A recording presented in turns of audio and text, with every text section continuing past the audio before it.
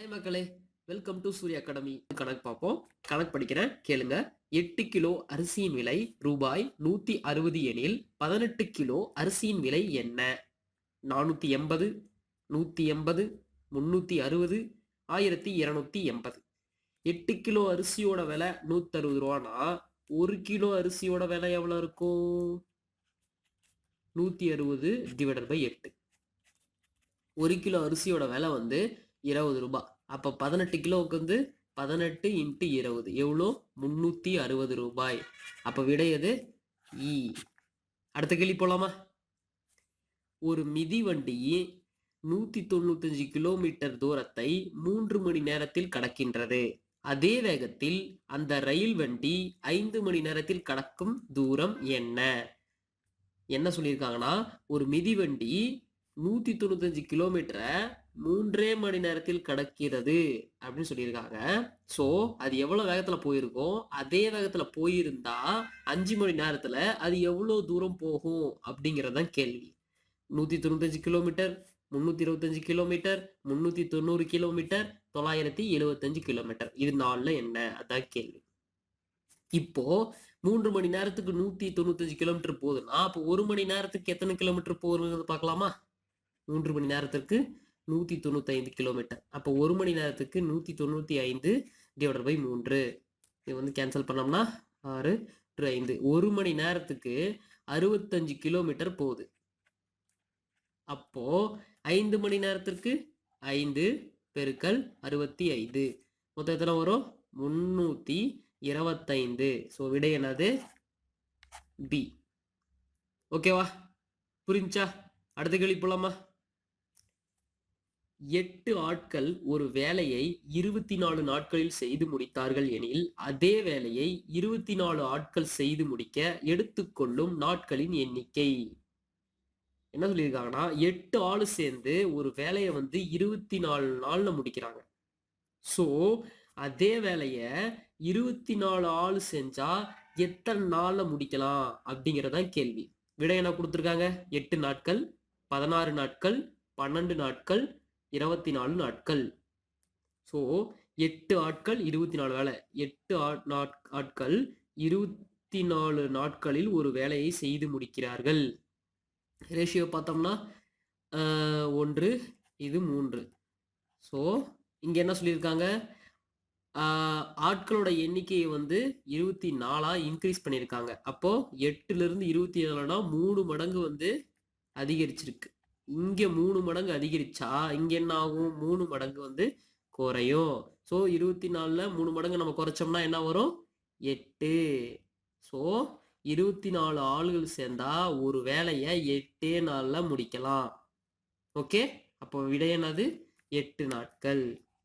புரிஞ்சா? சரியா? அடுத்த கணக்கு போலாமா? அடுத்த கணக்கு படிக்கிறேன், கேளுங்க. ஒரு மணியில் 20 நிமிடங்களின் சதவீதம் என்ன? ஒரு மணியில் 20 நிமிடங்களின் சதவீதம் என்ன? ஆப்ஷன் ஏ 33 1/3, 33 2/3, இவை எதுவும் இல்லை. ஒரு மணியில் 20 நிமிடங்களின் சதவீதம் எத்தனை தான் கேட்கிறாங்க. ஒரு மணியில வந்து எத்தனை நிமிடம் இருக்கு? 60 நிமிடம் இருக்கு. சரியா? அப்போ 60ல 20 நிமிடங்கள் வந்து எத்தனை சதவீதம் பார்க்கறது எப்படி பார்ப்போம்? 20 divided by 60 into 100. இதை கேன்சல் பண்ணா விடை கிடைச்சிரும். ஸோ விடை என்னது?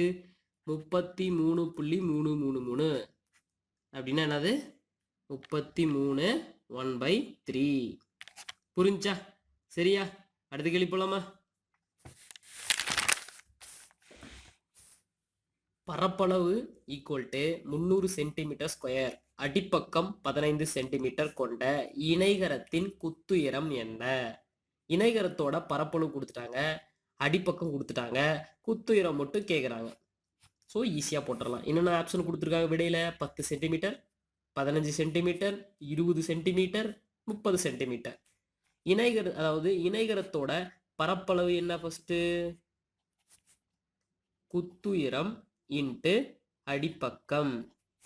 இணைகரத்தோட பரப்பளவு எவ்வளோ? ஆல்ரெடி நம்ம கொடுத்துருக்காங்க 300 சென்டிமீட்டர். குத்துயரம் தான் நம்ம கேட்குறாங்க, தெரியாது. அடிப்பக்கம் எவ்வளோ? 15 சென்டிமீட்டர். அப்போது குத்துயிரம் வேணும்னா இது வந்து இந்தாண்ட வந்துடும் 300 வகுத்தல் 15. ஸோ இது கேன்சல் பண்ணோம்னா நமக்கு 20 வரும். ஸோ விடை என்னது 20 சென்டிமீட்டர். புரிஞ்சா? அடுத்த கேள்வி போலாமா? சரி, அடுத்த கேள்வி படிக்கிறேன், கேளுங்க. கீழ்கண்டவற்றுள் எது லீப் ஆண்டு கிடையாது?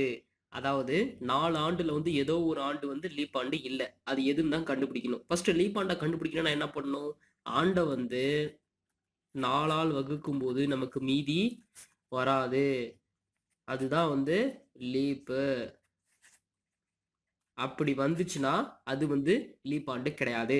அப்ப இதை செக் பண்ணி பார்க்கலாமா? இதை 4ஆல் வகுத்தா நமக்கு மீதி வராது, இது 4ஆல் வகுத்தா நமக்கு மீதி வரும். ஸோ இது வந்து லீப் ஆண்டு கிடையாது. ஸோ விடை மீதி ரெண்டும் வந்து 4ஆல் வகுப்படும். ஸோ விடை என்னது? ஆ. ஓகேவா? அடுத்த கேள்வி போலாமா? இணைகரத்தை பொறுத்த மட்டில் கீழ்கண்டவற்றுள் சரியற்ற கூற்று எது? இணைகரத்தை ரிலேட் பண்ணி அது கீழே வருதுல எது வந்து தவறான கூற்றுன்னு தான் கேட்குறாங்க. எதிர்பக்கங்கள் சமம் மற்றும் இணை, எதிர்கோணங்கள் சமம், மூலைவிட்டங்கள் சமம், மூலைவிட்டங்கள் ஒன்றை ஒன்று சமக்கூறிடும். இதுல எது வந்து சரியானது இல்லை? மூலைவிட்டங்கள் சமம்ங்கிறது தான் வந்து தப்பு. ஓகேவா? சரியா? அடுத்த கேள்வி போலாமா? கேள்வி பிடிக்கிறேன், கேளுங்க. வட்டத்தின் சுற்றளவிற்கும் அதன் விட்டத்திற்கும் உள்ள விகிதம். வட்டத்தின் சுற்றளவிற்கும் அதன் விட்டத்திற்கும் உள்ள விகிதம் 22:8, 7:22, 11:22, 8:11. விடை என்னது? 22:7. இதுதான் வந்து வட்டத்தின் சுற்றளவிற்கும் அதன் விட்டத்திற்கும் உள்ள விகிதம். சரியா? அடுத்த கேள்வி போலாமா? கேள்வி பிடிக்கிறேன், கேளுங்க. நேர்வட்ட திண்ம கூம்பின் மொத்த புறப்பரப்பு என்ன? நேர்வட்ட திண்ம கூம்பின் மொத்த புறப்பரப்பு என்ன? விடை என்னது? πr/l+r. நேர்வட்ட திண்ம கூம்பின் மொத்த புறப்பரப்புனா என்னது? πr/l+r. சரியா? அடுத்த கேள்வி போலாமா? இரு எண் பெருக்கல் பலன் -2. ஒரு எண் 2 எனில் மற்றொரு எண் என்ன? என்ன சொல்லியிருக்காங்க? 2 எண்ணோட பெருக்கல் பலன் வந்து -2. அதுல ஒரு எண்ணோட வந்து கொடுத்துட்டாங்க, அது என்னது? 2. இன்னொரு எண்ணு என்னங்கிறத தான் கண்டுபிடிக்க சொல்லிடுறாங்க. 2 எண்ணோட பெருக்கல் பலன்ல ஒரு எண்ணு ஆல்ரெடி நமக்கு 2ன்னு தெரியும், பெருக்கல் இன்னொரு எண்ணு நமக்கு என்னன்னு தெரியாது, அதனால வந்து எக்ஸ்ன்னு வச்சுப்போம். பெருக்கல் பலன் விடை எத்தனை கொடுத்துட்டாங்க? -2. ஸோ நம்ம இதுதான் வந்து கண்டுபிடிக்கணும். அப்போ எக்ஸ் இந்த வச்சுட்டு இந்த 2 அதான போயிடுச்சுன்னா -2 2 கேன்சல் பண்ணோம்னா -1 வரும். ஸோ விடை என்னது? -1.